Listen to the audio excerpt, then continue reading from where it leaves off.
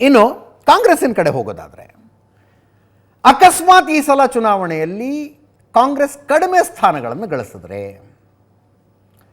ಗೆದ್ದ ಕ್ಷೇತ್ರಗಳ ಪಟ್ಟಿಯಲ್ಲಿ ಮೈಸೂರು ಚಾಮರಾಜನಗರ ಇಲ್ಲದೆ ಹೋದರೆ, ರಿಸಲ್ಟ್ ಬಂದಮೇಲೆ ಮುಖ್ಯಮಂತ್ರಿ ಬದಲಾವಣೆ ಆಗತ್ತಾ? ಮುಖ್ಯಮಂತ್ರಿ ಬದಲಾವಣೆ ಆಗತ್ತಾ? ಇದ್ಯಾಕ್ರಿ ಈಗ ಔಟ್ ಆಫ್ ಸಿಲೆಬಸ್ ಕ್ವಶನ್ನು ಅನ್ನೋ ಥರ ಕೇಳಬೇಡಿ. ಒಂದು ತಿಂಗಳಲ್ಲಿ 4 ಜನ ಡೈರೆಕ್ಟ್ಲಿ ಅವ್ರು ಇಂಡೈರೆಕ್ಟ್ಲಿ ಎಂದು ಹೇಳಿದ್ದಾರೆ. ಡೈರೆಕ್ಟ್ಲಿ ಅವ್ರು ಇಂಡೈರೆಕ್ಟ್ಲಿ ಒಂದು ತಿಂಗಳಲ್ಲಿ 4 ಜನ. 4 ಜನರ ಪೈಕಿ ಸಿದ್ದರಾಮಯ್ಯನವರು ಇದ್ದಾರೆ, ಅವ್ರ ಮಗ ಯತೀಂದ್ರನೂ ಇದ್ದಾರೆ. ಸಿದ್ದರಾಮಯ್ಯನವರು ಯತೀಂದ್ರವರು. ಸಿದ್ದರಾಮಯ್ಯನವರು ನನಗೆ ನೆನಪಿರೋ ಪ್ರಕಾರ ಈ ಸಲದ ಚುನಾವಣೆಯನ್ನು ಹಿಂದೆಂದಿಗಿಂತಲೂ ಸೀರಿಯಸ್ ಆಗಿ ತಗೊಂಡಿದ್ದಾರೆ. 2 ಕ್ಷೇತ್ರಗಳನ್ನು, ಮೈಸೂರು ಚಾಮರಾಜನಗರ. 3 ದಿವಸಕ್ಕೊಂದ್ಸಲ 3 ದಿವಸ ಹೋಗಿ ಕೂತ್ಕೋತಾರೆ ಅವರು. ಒಂದು ರೆಸಾರ್ಟ್ನಲ್ಲಿ ಕೂತ್ಕೊಂಡ್ರು ಅಂದರೆ, ಲಾಸ್ಟ್ ಟೈಮ್ ಹೋದಾಗ ಹೋಬಳಿ ಮಟ್ಟದ ಲೀಡರ್ಗಳನ್ನು ಕರೆಸಿ ಮಾತಾಡ್ತಿದ್ದಾರೆ. ಹೋಬಳಿ ಮಟ್ಟದ ಲೀಡರ್ಗಳನ್ನು ಏನೋ ಪ್ರಚಾರಕ್ಕೆ ಹೋದ್ರು, ಭಾಷಣ ಮಾಡಿದ್ರು, ಬಂದರು ಅಂತಲ್ಲ, ಫುಟ್ ಡೌನ್ ಆಗಿ ಕೂತ್ಕೊಂಡಿದ್ದಾರೆ ಅವರು. ಹಠ ಹಿಡಿದು ಕೂತಿದ್ದಾರೆ. ಈಗ ಮೊನ್ನೆ ಮಾತಾಡೋದು, 10 ತಿಂಗಳ ಹಿಂದೆ ವಿಧಾನಸಭಾ ಚುನಾವಣೆ ಆದಾಗ ವರುಣಾ ಕ್ಷೇತ್ರದಿಂದ ಅವ್ರು ಗೆದ್ದಿದ್ದು 48,000 ಲೀಡ್ನಲ್ಲಿ. ಆವಾಗಲೇ 48,000 ಮತ ಕೊಟ್ಟು ಗೆಲ್ಲಿಸಿದ್ದೀರಿ. ಈ ಸಲ 62,000 ಲೀಡ್ ಕೊಡ್ತಿರೋ ಕೊಡೋದಿಲ್ವೋ ಅಂತ ಕೇಳಿದ್ರು ಅವರು. ಪಕ್ಕದಲ್ಲಿ ಸುನಿಲ್ ಬೋಸ್ ಅವರ ಕ್ಯಾಂಡಿಡೇಟು ಅವನ್ನ ಕರೆದು ಬೆನ್ನು ಚಪ್ಪರಿಸಿ ಹೇಳಿದ್ರು, 65,000 ಲೀಡ್ ಕೊಡ್ಬೇಕು ಇವನಿಗೆ, ನಾವು ಗೆದ್ದರೆ ನನ್ನನ್ನು ಯಾರೂ ಮುಟ್ಟಕ್ಕಾಗಲ್ಲ ಅಂತ. ಏನು ಹೇಳ್ತಾರೆ ಅವರು, 62,000 ಲೀಡ್ ಕೊಟ್ಟು ಗೆಲ್ಲಿಸಿದ್ರೆ ನಂಗೆ ಸಂತೋಷ ಆಗುತ್ತೆ, ನನ್ನನ್ನು ಯಾರೂ ಮುಟ್ಟಕ್ಕಾಗಲ್ಲ. ನಾನು ಇರಬೇಕಾ ಬೇಡವಾ? ಕೈ ಜೋಡಿಸಿ ಹೇಳ್ತೀನಿ, ಕೈ ಜೋಡಿಸಿ ಕೇಳ್ತೀನಿ. ಇನ್ನು ಅರ್ಥ ಏನು? ಹೆಂಗೆ ಇಂಟರ್ಪ್ರಿಟ್ ಮಾಡ್ತೀರಿ ಇದನ್ನು? ಹೆಂಗೆ ಇಂಟರ್ಪ್ರಿಟ್ ಮಾಡ್ತೀರಿ? ಲೀಡ್ ಬಂದರೆ ನನ್ನನ್ನು ಯಾರೂ ಮುಟ್ಟಕ್ಕಾಗಲ್ಲ. ಲೀಡ್ ಬರದೇ ಹೋದರೆ ಯಾರು ಮುಟ್ತಾರಾಗಿದ್ರೆ ಸಿದ್ದರಾಮಯ್ಯನವ್ರನ್ನ? ನನ್ನನ್ನು ಮುಟ್ಟಕ್ಕಾಗೋದಿಲ್ಲ, ಅದರ ಅರ್ಥ ನನ್ನ ಸಿಂಹಾಸನ ಮುಟ್ಟಕ್ಕಾಗೋದಿಲ್ಲ ಅಂತ ಅರ್ಥ. ಅದು ಲೀಡ್ ಬರದೇ ಹೋದರೆ ಸಿದ್ದರಾಮಯ್ಯನವ್ರ ಸಿಂಹಾಸನವನ್ನು ಯಾರು ಮುಟ್ತಾರಾ? ನಾನು ಇರಬೇಕಾ ಬೇಡವಾ ಅಂತ ಯಾಕೆ ಪ್ರಶ್ನೆ ಕೇಳ್ತಾ ಇದ್ದಾರೆ ಸಿದ್ದರಾಮಯ್ಯನವರು? ನಾನು ಇರಬೇಕಾ ಬೇಡವಾ ಆ ಕ್ವಶನ್ ಯಾಕೆ ಬರುತ್ತೆ?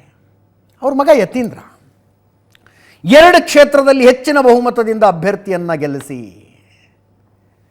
ಗೆಲ್ಲದೆ ಹೋದರೆ ನಮಗೆ ಮುಜುಗರ ಆಗುತ್ತೆ, ನಮ್ಮನ್ನು ಟೀಕೆ ಮಾಡೋದಕ್ಕೆ ಕಾಯ್ಕೊಂಡಿರ್ತಾರೆ, ನಮ್ಮ ವಿರೋಧಿಗಳಿಗೆ ನೀವು ಅವಕಾಶ ಮಾಡಿಕೊಡಬೇಡಿ ಅಂತ ಕೇಳಿದ್ರು. This okay, I can understand, ಇದು ಮತ ಕೇಳುವ ರೀತಿ ಅಂತ. ಆದರೆ ಕೆಲವು ತಿಂಗಳಿಂದ 2 ತಿಂಗಳಾಗಿರ್ಬೇಕಿನ್ನು, ಹರಿಹರದಲ್ಲಿ ಒಂದು ಸಲ ಇದೇ ಯತೀಂದ್ರ ಸಂಗೊಳ್ಳಿ ರಾಯಣ್ಣನ ಪ್ರತಿಮೆ ಲೋಕಾರ್ಪಣೆ ಮಾಡಿ ಕಾರ್ಯಕ್ರಮದಲ್ಲಿ ಮಾತನಾಡುವಾಗ, ಸಿದ್ದರಾಮಯ್ಯನವರು 5 ವರ್ಷ ಮುಖ್ಯಮಂತ್ರಿಯಾಗಿ ಮುಂದುವರಿಬೇಕು ಅಂದರೆ ನಿಮ್ಮೆಲ್ಲರ ಬೆಂಬಲ ಅವ್ರಿಗಿರಬೇಕು ಅಂತ ಹೇಳಿದ್ರು. ನಿಮ್ಮೆಲ್ಲರ ಅಂದರೆ ಅವತ್ತು ಬೇಸಿಕಲ್ಲಿ ಅಲ್ಲಿದ್ದು ಕುರುಬ ಸಮುದಾಯದ ಜನ ಇದ್ದರು. ನಿಮ್ಮೆಲ್ಲರ ಬೆಂಬಲ ನಮಗಿರಬೇಕು ಅಂತ ಹೇಳಿದ್ರು. ಅವರ ಬೆಂಬಲ ಇಲ್ಲ ಅಂದರೆ 5 ವರ್ಷ ಮುಖ್ಯಮಂತ್ರಿಯಾಗಿ ಸಹಜವಾಗಿ ಬರೋ ಪ್ರಶ್ನೆ ಅಲ್ವಾ ಇದು? ಅದನ್ನೇ ಮಾತಾಡ್ತಿದ್ದಾರೆ ಇವರು ಅಂತ. ಇದು ಬಿಡಿ, ಗುಬ್ಬಿ ಶ್ರೀನಿವಾಸು ಶಾಸಕರು. ಆಮೇಲೆ ಇದನ್ನ ಮಾತಾಡಿದವ್ರು ಯಾರೂ ಕೂಡ ಕಾಂಗ್ರೆಸ್ಸೇತರರಲ್ಲ. ನಾನು ಹೇಳ್ತಾ ಇರೋದು 1 ತಿಂಗಳಲ್ಲಿ 4 ಜನ ಅಂದಿದ್ದು. BJP-ಯವರು JDS-ನವರು ಮಾತಾಡಿದ್ದಲ್ಲ, ಕಾಂಗ್ರೆಸ್ನವರೇ ಮಾತಾಡಿದ್ದು. ಕಾಂಗ್ರೆಸ್ನಲ್ಲೂ ಸಿದ್ದರಾಮಯ್ಯನವರ ವಿರೋಧಿ ಬಣದವ್ರು ಯಾರು ಮಾತಾಡಿದ್ರಿಲ್ಲ, ಸ್ಟಾಂಚ್ ಸಿದ್ದರಾಮಯ್ಯನವ್ರ ಸಪೋರ್ಟರ್ಸ್ ಹೇಳ್ತಾ ಇದ್ದಾರೆ ಇದನ್ನು. ಸಿದ್ದರಾಮಯ್ಯನವರು ಕಟ್ಟರ್ ಬೆಂಬಲಿಗರು ಹೇಳ್ತಾ ಇದ್ದಾರೆ. ಗುಬ್ಬಿ ಶ್ರೀನಿವಾಸ್ ಹೇಳಿದ್ರು, ಲೋಕಸಭೆಯಲ್ಲಿ ಕಾಂಗ್ರೆಸ್ ಹೆಚ್ಚಿನ ಸೀಟ್ ಗೆಲ್ಲಲಿಲ್ಲ ಅಂದರೆ ನೈತಿಕ ಹೊಣೆ ಹೊತ್ತು ಸಿದ್ದರಾಮಯ್ಯನವರು ರಾಜೀನಾಮೆ ಕೊಡಬೇಕಾಗತ್ತೆ. ಬಡವರ ಪರ ಕೆಲಸ ಮಾಡೋ ಸಿದ್ದರಾಮಯ್ಯನ ಉಳಿಸಬೇಕು, ಎಲ್ಲ ಕಾರ್ಯಕರ್ತರು ಸಿದ್ದರಾಮಯ್ಯನವ್ರನ್ನ ಉಳಿಸ್ಕೋಬೇಕು ಅಂದರು. ಇನ್ನು ಇಕ್ಬಾಲ್ ಅನ್ಸಾರಿ, ಗಂಗಾವತಿಯ ಮಾಜಿ ಶಾಸಕರು, ಈ ಸಲ ಜನಾರ್ದನ್ ರೆಡ್ಡಿ ವಿರುದ್ಧ ಸೋತಿದ್ದಾರೆ. ಅವರು ಬೇಜಾರು ಮಾಡ್ಕೊಂಡು ಮನೇಲಿ ಕೂತ್ಕೊಂಡಿದ್ರು. ಸಿದ್ದರಾಮಯ್ಯನವ್ರು ಕರೆದ್ರು ಅವ್ರನ್ನ, ಇಕ್ಬಾಲ್ ಅನ್ಸಾರಿ ಅವ್ರನ್ನ ಕರೆದು ಹೇಳಿದ್ರು, ಇಲ್ಲ ನೀನು ಚುನಾವಣೆಯಲ್ಲಿ ಕೆಲಸ ಮಾಡಬೇಕು ಅಂತ.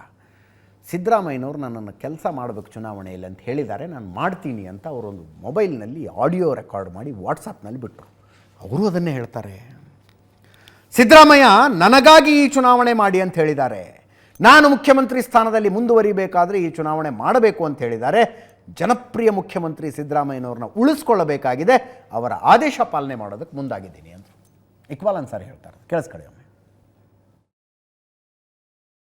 ಈ ಸಾರಿ ನನಗೆ ಅಸೆಂಬ್ಲಿನಲ್ಲಿ 48,000 ಲೀಡ್ ಕೊಟ್ಟು ಗೆಲ್ಸಿದ್ದೀರಿ ನೀವು. ಈಗ ಅಷ್ಟೇ ಕೊಡ್ಬೇಕಾ, ಅದಕ್ಕಿಂತ ಜಾಸ್ತಿ ಕೊಡ್ಬೇಕಾ ನೀವು? ಕನಿಷ್ಠ ಪಕ್ಷ 60,000 ಲೀಡ್ನಲ್ಲಿ ಅಂತರದಲ್ಲಿ ಗೆಲ್ಲಿಸಿದೆ. ವರುಣಾ ಕ್ಷೇತ್ರದಿಂದ ನಾನು ಮಾದೇವಪ್ಪನ ಪರಿಚಯ, ನಾನು ನಿಮ್ಮ ಪ್ರತಿನಿಧಿ, ಯತೀಂದ್ರ ಮಾಜಿ MLA, ನಾವೆಲ್ಲ ಇರುವಾಗ 60,000 ಲೀಡ್ ಬರಬೇಕಲ್ವಾ ಪಟೇಲ್ರೇ?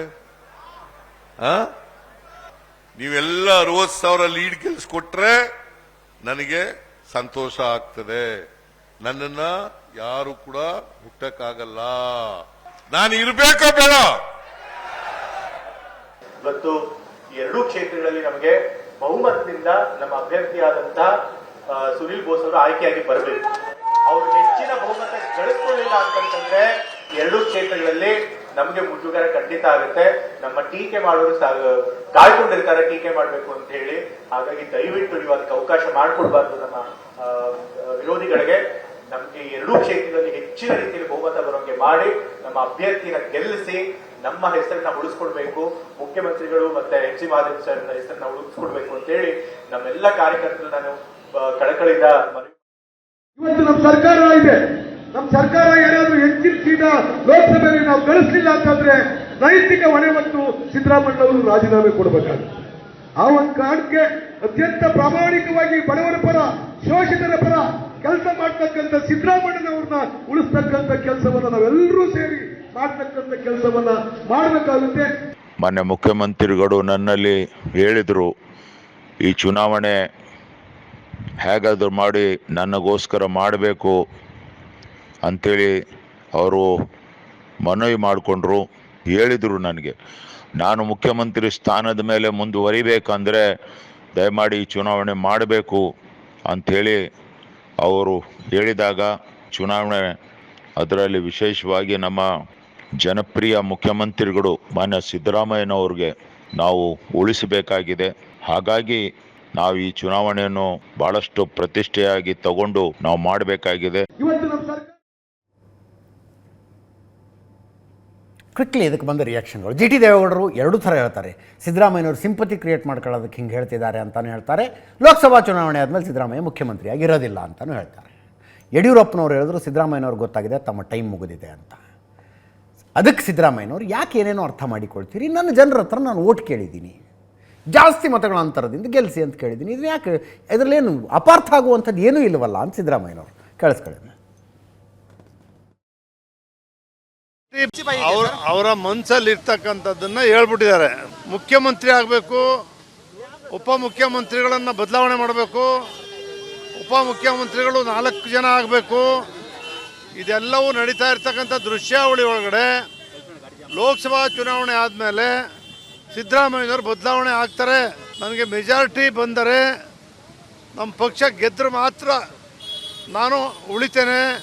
ನನ್ನ ಪಕ್ಷ ಗೆಲ್ಲದೆ ಹೋದರೆ ನಾನು ಗೆದ್ದರೆ ನನ್ನ ಮುಟ್ಟಕ್ಕಾಗಲ್ಲ, ನಾನು ಗೆಲ್ಲದೆ ಹೋದರೆ ನನ್ನ ಬದಲಾವಣೆ ಮಾಡ್ತಾರೆ ಅಂತಕ್ಕಂಥ ಸಂದೇಶವನ್ನು ರಾಜ್ಯದ ಜನರಿಗೆ ಕೊಟ್ಟಿದ್ದಾರೆ. ನಿಮ್ಗೆ ಇವೆಲ್ಲ ಕೆಲಸಗಳು ಮುಂದುವರಿಬೇಕಾದ್ರೆ ಇರ್ಬೇಕಪ್ಪ. 48,000 ಅದಕ್ಕಿಂತ ಜಾಸ್ತಿ ಕೊಡ್ರಪ್ಪ ಅಂತ ಹೇಳಿದ್ದೀನಿ. ನನಗೆ 48,000 ಲೀಡ್ ಬಂದಿತ್ತು ಅಸೆಂಬ್ಲಿನಲ್ಲಿ. ದಿಲ್ಸಲ್ಲೂ ಕೂಡ 48,000 ಲೀಡ್ ಬಂತು. ಇವನಿಗೆ ಸುನಿಲ್ ಬೋಸ್ಗೆ 60,000 ಲೀಡ್ ಕೊಡಿ ಅಂತ ಹೇಳಿದ್ದೀನಿ. ನಮ್ಮ ಮುಖ್ಯಮಂತ್ರಿಗಳು ಮೈಸೂರು ಹೋಗಿ ಹೇಳಿದ್ದಾರೆ, ನನ್ನ ಉಳಿಸಿ, ನನಗೆ ಹೆಚ್ಚು ಓಟ್ ಕೊಡಿ ಅಂತ ಕೈ ಜೋಡಿಸಿ ಪ್ರಾರ್ಥನೆ ಮಾಡಿದ್ದಾರೆ. ಅಂದ್ರೆ ಅರ್ಥ ಆಗಿದೆ, ನನ್ನ ಕಾಲ ಮುಗೀತು, ಬಿಜೆಪಿಯವರು ಬಂದು ಕುರ್ಚಿಯಲ್ಲಿ ಕುಂತ್ಕೊಳ್ತಾರೆ ಅನ್ನೋದು ಅವ್ರಿಗೂ ಅನುಭವ ಆಗಿ ಈ ಮಾತನ್ನು ಆಡ್ತಾ ಇದ್ದಾರೆ ಅನ್ನೋದು ನಿಮಗೆಲ್ಲ ಗೊತ್ತಿರುವಂತ ಸಂಗತಿ.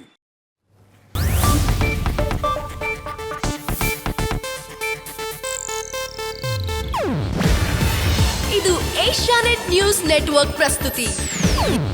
ನೀವು ನೋಡ್ತಿದ್ದೀರಾ ಏಷ್ಯಾನೆಟ್ ಸುವರ್ಣ ನ್ಯೂಸ್.